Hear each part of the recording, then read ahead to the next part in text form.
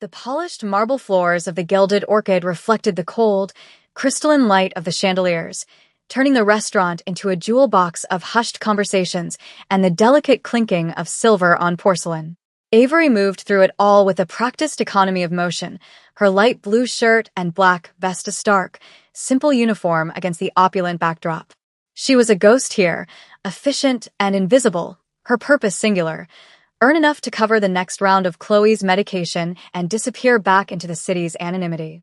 Tonight, however, invisibility was not an option. He was here.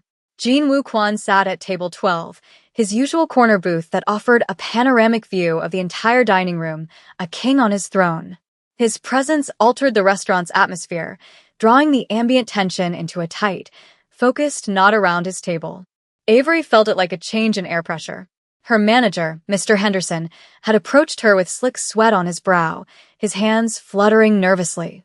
"Avery, table 12. Just be quick. Be polite.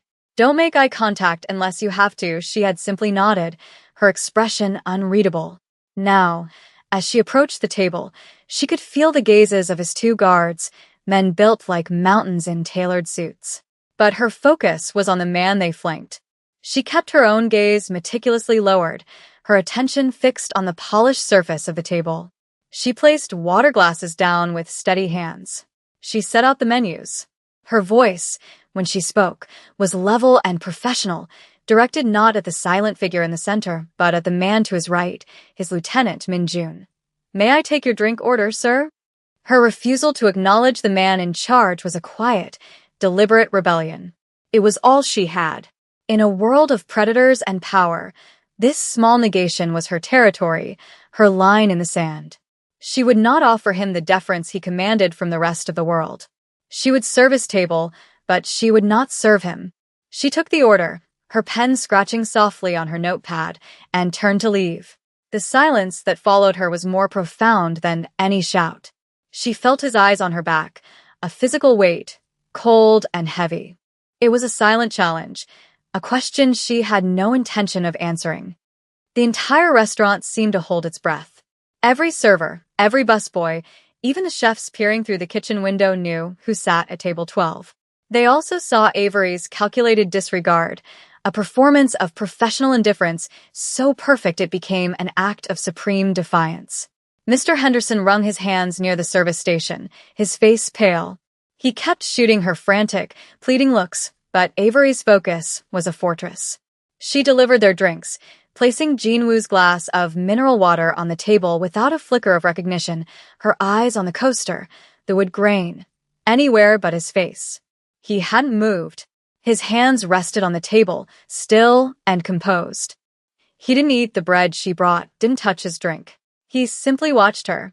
His stillness was unnerving, a predator conserving its energy, its gaze locked on its prey. Avery could feel the heat of that stare every time she passed the table, a brand against her skin. She cleared plates from a neighboring table, her back to him, the muscles between her shoulder blades tight with tension. She could hear the low murmur of his men, but his voice remained absent. The silence from him was a weapon, winding the tension in the room tighter and tighter until it felt thin enough to snap. Then it happened. The quiet command, spoken in a low, resonant voice that cut through the clatter of the restaurant like a shard of glass. It wasn't directed at her. He spoke to Min Jun, his gaze still fixed on Avery's back. "Bring her to me." The words were not a request. They were an edict. The world around Avery went silent. The couple at table 10 stopped talking. A busboy froze, a stack of plates trembling in his hands. Mr. Henderson scurried forward, his face a mask of terror, intercepting her before she could take another step. "Avery, please," he whispered, his voice cracking. "Don't make this difficult. Just go." "Apologize." Avery's heart hammered against her ribs, a frantic bird trapped in a cage. But her expression remained calm, a careful sculpture of neutrality. She handed her tray to the frozen busboy, straightened her vest, and turned. She met Mr. Henderson's terrified eyes with a slow, deliberate nod. Then, she began the long walk across the marble floor, each step echoing in the cavernous silence, moving toward the man who had summoned her. The air grew thick and heavy as she approached, like moving through water. Jinwoo's guards, Minjun included, rose as one and stepped away from the table, melting back into the shadows of the restaurant. The gesture was clear. He wanted her alone. Avery stopped at the edge of the table, her hands clasped loosely behind her back, a posture of service that felt like a mockery of the situation. She waited. He didn't speak immediately, letting the silence stretch, using it to measure her, to dissect her composure. Finally, he lifted his head, and for the first time, she allowed herself to meet his gaze. His eyes were dark, almost black, and held a piercing, analytical intelligence. They weren't angry, not in the way she expected. They were curious. "What is your name?" he asked.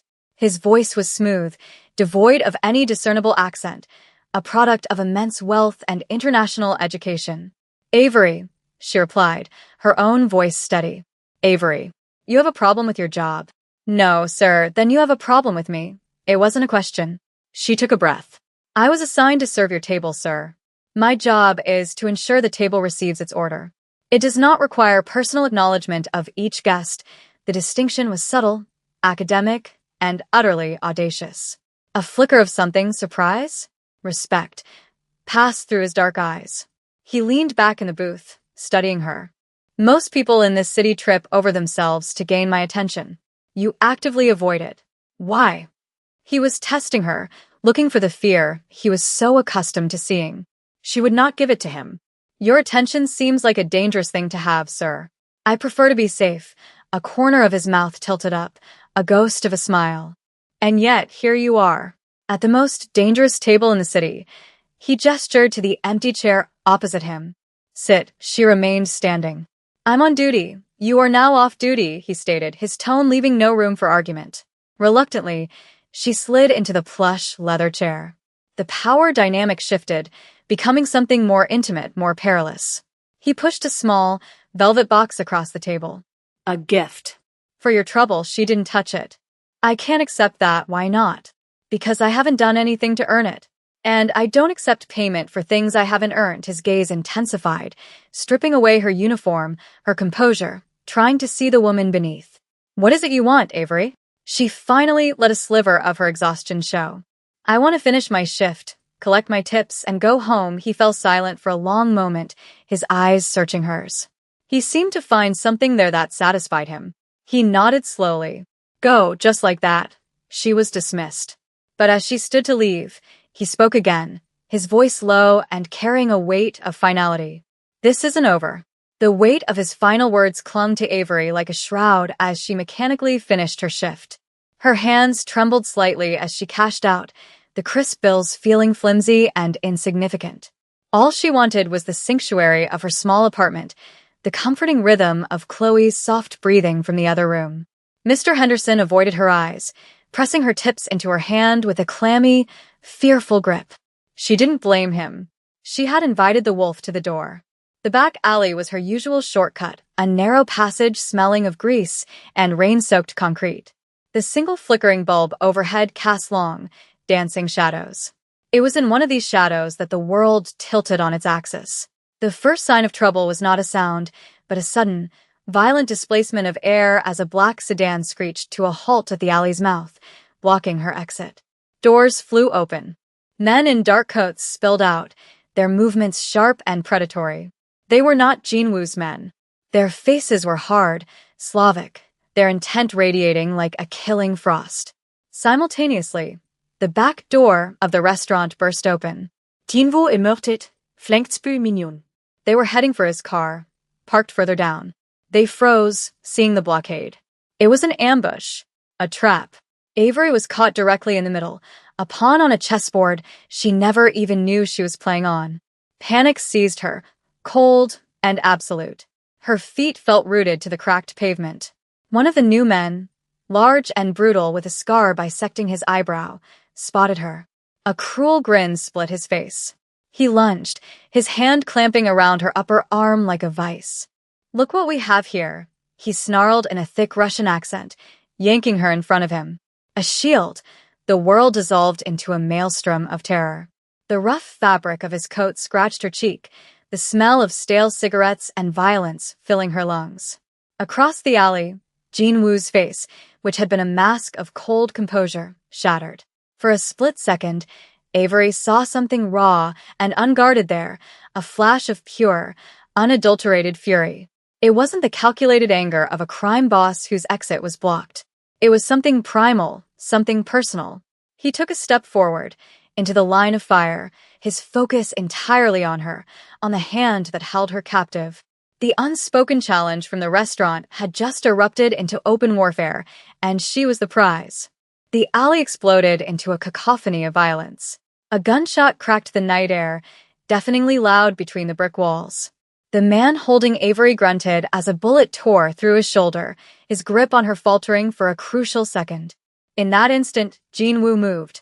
He wasn't a man anymore. He was a blur of lethal grace, closing the distance with impossible speed. The scene fractured in Avery's perception. The muzzle flash, the glint of a knife under the flickering bulb, the pained snarl of her captor. Jean Woo slammed into the man, not with a punch, but with a precise, brutal strike to the throat using the edge of his hand. The Russian gasped, his eyes wide with shock as he released her, stumbling backward. Jean Woo didn't spare him a second glance. He grabbed Avery's arm, his grip firm but not painful, and shoved her behind him. "Stay behind me," he commanded, the words a low growl. He became a living wall between her and the chaos. What followed was a ballet of bloodshed. Min-jun engaged two other men, his movements economical and deadly. But Jean Woo was the center of the storm. He disarmed one attacker, breaking his wrist with an audible snap, and used the man's own knife to neutralize another. He moved with a terrifying fluidity, each action flowing into the next, his tailored suit a dark whisper in the violent dance. Avery pressed herself against the cold brick wall, her breath hitched in her throat, unable to look away. This was the reality beneath the polished veneer she had witnessed in the restaurant. This was the predator stripped of its disguise. A shot rang out, closer this time, and Jean Woo grunted, a line of fire searing across his left bicep. He barely flinched, spinning to drive his elbow into his assailant's jaw. The fight was over in less than a minute. The alley fell silent, the only sounds the dripping of a leaky pipe and the ragged, harsh breaths of the three survivors. Two of Dimitri's men were dead. The others had fled. Jean Woo stood in the center of the carnage, his chest rising and falling heavily. He turned to face her, and the intensity in his eyes was staggering. His suit was torn at the shoulder, a dark, wet patch of crimson already spreading through the expensive fabric. He looked at her, his gaze sweeping over her from head to toe, checking for injuries. The fury was gone, replaced by a grim, possessive concern. "Are you hurt?" he asked, his voice strained. She could only shake her head, the words trapped in her throat. He had saved her. The man she had defied had just become her protector. He didn't give her a choice. "You're coming with me," it was a statement of fact, not a suggestion. Min-jun was already dragging bodies out of sight, his efficiency chilling. The adrenaline that had flooded Avery's system began to recede, leaving a profound, bone-deep tremor in its wake. Arguing was futile. She was a witness, a liability, and now, inexplicably, a person of interest to him. He led her to his car, a sleek black sedan that seemed to absorb the dim light of the alley. The ride to his penthouse was silent and suffocating. The city lights blurred past the tinted windows, a world away from the bubble of tension inside the car. His penthouse was a monument to sterile perfection, all glass, chrome, and shades of gray. It overlooked the city like a hawk's nest, beautiful and utterly lifeless. There were no photographs, no books, no sign that a human being actually lived there. As soon as the door closed, the formal facade he maintained began to crumble. He leaned against the wall, his face pale under the recessed lighting, his hand instinctively going to his bleeding arm. The dark stain on his white shirt had grown significantly. He had ignored the wound, focusing only on her. The sight of his blood, stark and real, broke through her fear-induced paralysis. "You're bleeding," she said, her voice barely a whisper. "It's nothing," he dismissed, starting to walk towards a bar in the corner. "It's not nothing. You need to clean it before it gets infected." The waitress in her, the caretaker she had been for Chloe for years, took over. She found a first aid kit in a pristine bathroom cabinet, her hands still shaking as she pulled out antiseptic wipes and bandages. He was standing by the floor-to-ceiling windows when she returned, staring out at the sprawling city lights. He watched her approach in the reflection. "I don't need your help," he said, his voice tight with pain and pride. "Too bad," she retorted, her own stubbornness surprising her. "You're getting it." "Sit down," to her astonishment, he obeyed. He sank onto a low leather sofa, shrugging out of his ruined jacket with a wince. As she knelt before him and began to clean the ugly gash on his arm, the vast, empty space of the penthouse shrank until it contained only the two of them. Her touch was hesitant at first, then grew more confident. He was unnervingly still, his muscles tense beneath her fingers. He watched her face, the focused line of her brow, the way she bit her lip in concentration. It was the closest he had ever been to this kind of simple, unselfish care. "Why?" he asked softly, the question hanging in the air between them. "Why did you help me?" She didn't look up from her work. "Because you were hurt. And because you helped me first." When she finished wrapping the bandage, her fingers lingered on his arm for a moment too long. A current passed between them, silent and potent. In that moment, he wasn't a monster. He was just a man, wounded and bleeding in his empty castle. The next morning, the fragile truce built over bandages and antiseptic had evaporated, replaced by a gilded cage. Jean Wu stood by the windows, dressed in a fresh, immaculate dark gray suit, the pristine white bandage on his arm the only sign of the previous night's violence. He informed her, in that same calm, unarguable tone, that she could not go home. Not to her job, not to her apartment. "Dmitry Volkov saw you," he stated, his back to her. "He saw you with me. Now, he thinks you are mine. He will use you to get to me." The possessive implication in his words sent a chill down her spine, mixed with a confusing flicker of heat. "I am not yours," Avery said, her voice sharp with defiance. "I have a life. I have a sister who depends on me. I can't just disappear." "Your sister's medical care will be handled," he replied, turning to face her. His expression was impassive, but his eyes held a deep, turbulent intensity. "She will be moved to a private facility where she will receive the best treatment, and she will be protected. You will both be safer this way." He was hijacking her life, taking over the one thing that was entirely hers, her responsibility for Chloe. Anger, hot and fierce, surged through her. "You can't do that. You can't just buy my life and put it in a box." "I am not buying it," he countered, taking a step closer. "I am protecting it. Do you have any idea what a man like Volkov would do to you? To your sister? He would destroy you simply to watch me react." The space between them crackled with tension. She was trapped, her world shrinking to the confines of his will. All her fight, all her carefully constructed walls, were useless against the sheer force of him. Tears of frustration pricked her eyes. "Why?" she demanded, her voice breaking. "Why are you doing all of this for me?" He was in front of her now, so close she could feel the heat radiating from his body. His gaze dropped to her lips, and the air grew thin, heavy. "Because," he confessed, his voice dropping to a rough whisper, "he saw me look at you in that restaurant. Before any of this happened. He knows you are not just some waitress to me." The admission hung between them, a raw and stunning revelation. It was the truth behind his obsession, the reason for his fury in the alley. Before she could process it, he reached out, his hand coming up to cup her jaw, his thumb stroking her cheek. The gesture was shockingly gentle. Her breath caught. The magnetic pull she had felt from the beginning became an irresistible force. He lowered his head, and his lips met hers. It was not a soft kiss. It was intense, a desperate collision, a release of all the fear, anger, and unspoken tension that had been building between them since the moment she first ignored him.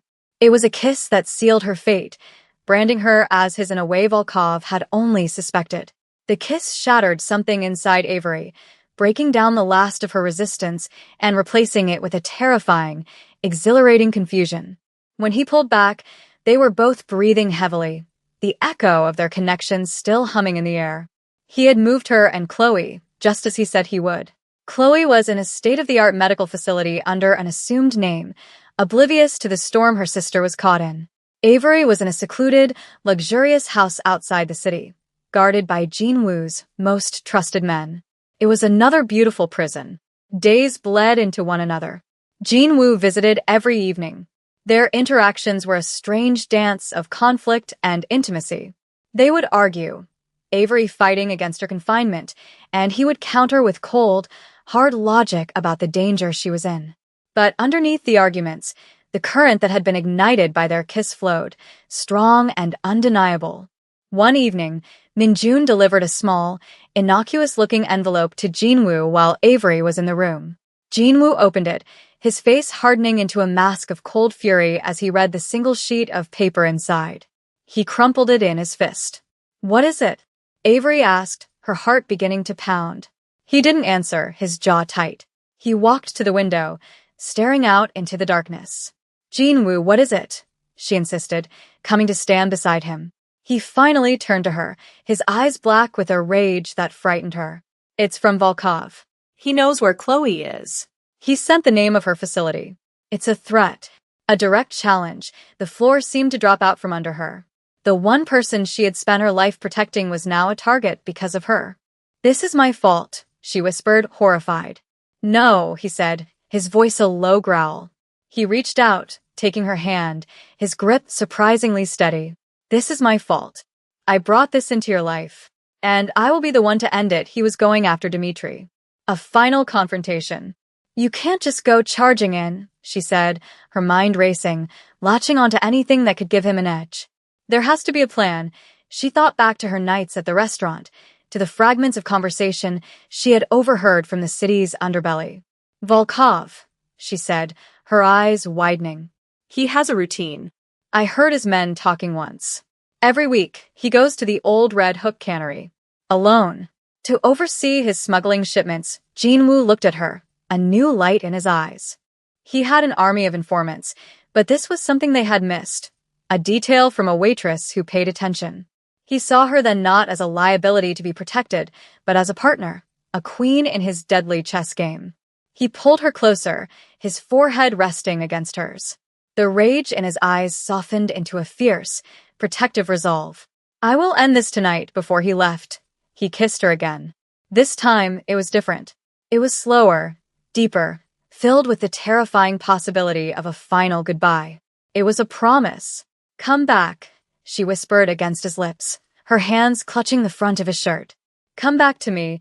He looked at her one last time, his gaze holding hers, and then he was gone, leaving her alone in the silence to pray. The hours that followed were the longest of Avery's life.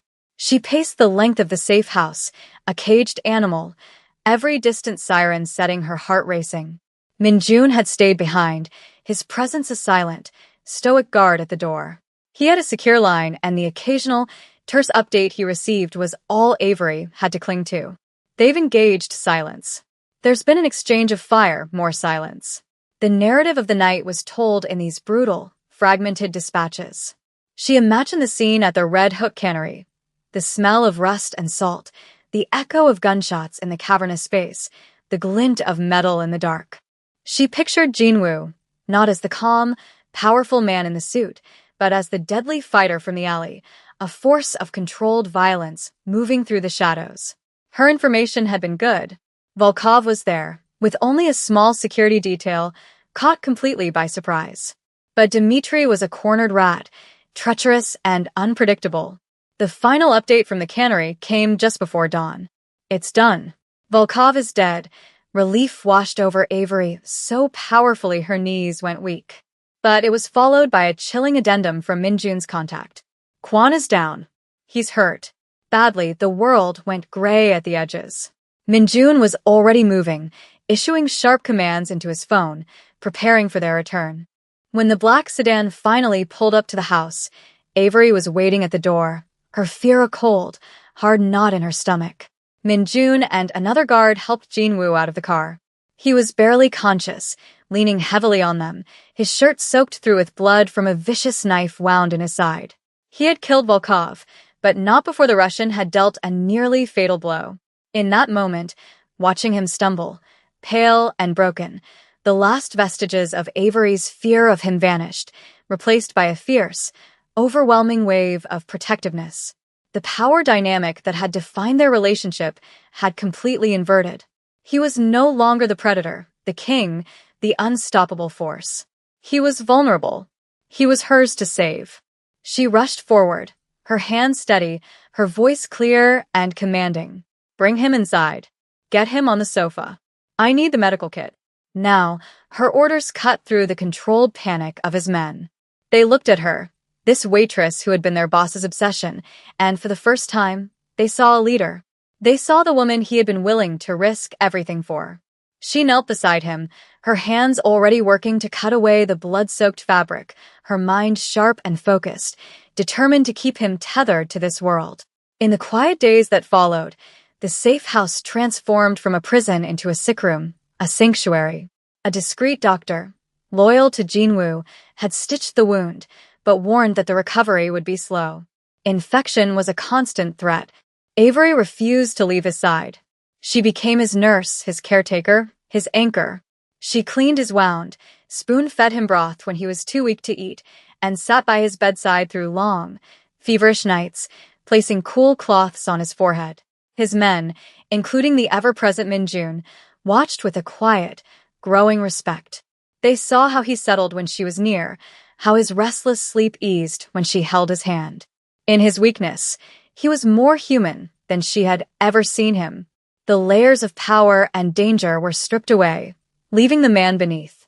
They talked during his lucid moments, their voices soft in the still house. She told him about Chloe, about her dreams of being a nurse, about the crushing weight of responsibility she had carried alone for so long. He, in turn, told her about his own life, a world of calculated violence and profound loneliness, a kingdom he had built, but in which he had no home. I owned everything, he whispered one afternoon, his eyes tracing her face as she changed his dressing. But I had nothing of value.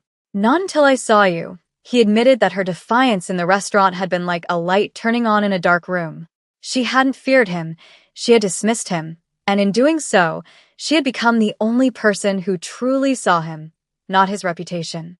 As his strength returned, so did the intensity in his gaze. The physical space between them, once charged with fear and tension, was now filled with a deep, tender intimacy.